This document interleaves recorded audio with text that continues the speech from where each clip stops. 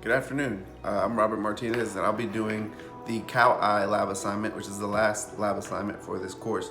Before we begin, there's a series of questions that I have to answer prior to getting started on this cow eye. Okay, so what I'm going to do real quick is demonstrate to you exactly like on the paper what I need to do for my eye. Let's take a look.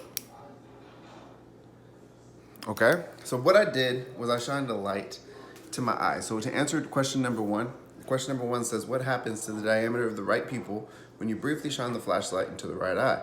It's exactly what I just did. And if you looked very closely, what you're gonna notice is that my pupil is actually going to get smaller or actually reduce in size or diameter, okay? And that is a reaction to the light that I shined through my eye.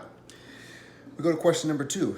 It says, through which structures, openings, and chambers of the right eye or of the eye does the light from the flashlight pass in order to reach the retina? Now, I know you couldn't have seen this from just my demonstration here, right? But I wrote down the answer here. And what I wrote down was I put light rays pass through the cornea into the pupil while passing through the cavity called the aqueous humor, okay? Then the rays pass through the pupil to the lens. The light rays are converged by the lens and the aqueous humor to the extent that it focuses the rays of light on the retina. And that's what actually can cause that actual reduction in diameter. Question number three says, which structures serve as the sensor and the effector in the pupillary light reflex? All right, so what I wrote down is that the retina, the protectum, and the midbrain, right? So those are the structures that serve as the sensor and the effector for the pupillary light. For number four, it says, which cranial nerves are required for the pupillary light reflex? So the cranial nerves that are actually required for this reflex is going to be the optic nerve and the cranial nerve 2. Question number five. What happens to the diameter of the left pupil when you briefly shine the light into the right eye? Now this is a very interesting one because I'm going to demonstrate again.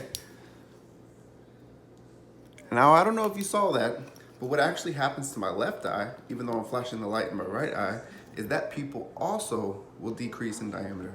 So it's also kind of restricting in response to the light hitting my right eye.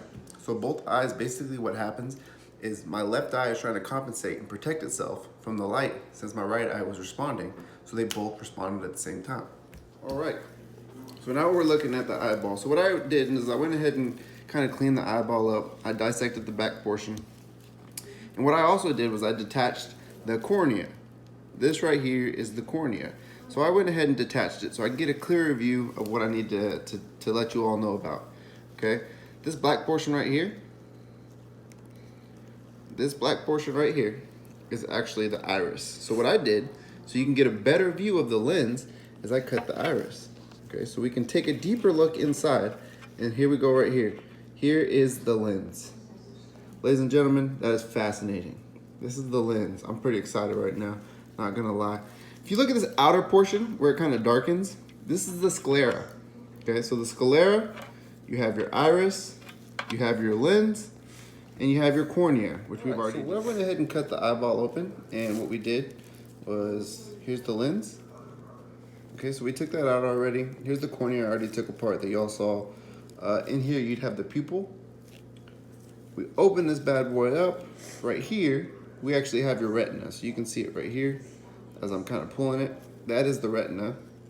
And then you look at this beautiful colored object here, and this is actually the choroid. So it's also called the choroid coat, but this is where the choroid would be. You can kind of see it's like blue right here. So we had the retina and the choroid. Took apart the eyes you've seen in the video. We already have everything kind of separated here, but I just wanted to make mention of some stuff. So we also have the extrinsic eye muscle, right? So the extrinsic eye muscle is this portion right here. And what this does is it allows the eye to move up, down, left, right, things like that. Understanding that a cow's eye moves a lot differently than a human eye. But what you also have here is the optic nerve. Okay, this optic nerve right here is the CN2 optic nerve. Okay, so it allows the cow to kind of receive whatever it is seeing. Well, that concludes my lab on the cow eye. We had a lot of fun. I had my lab partner here. Don't worry, she was wearing all the appropriate PPE as well. And that's a wrap. Hope to see you in MP2.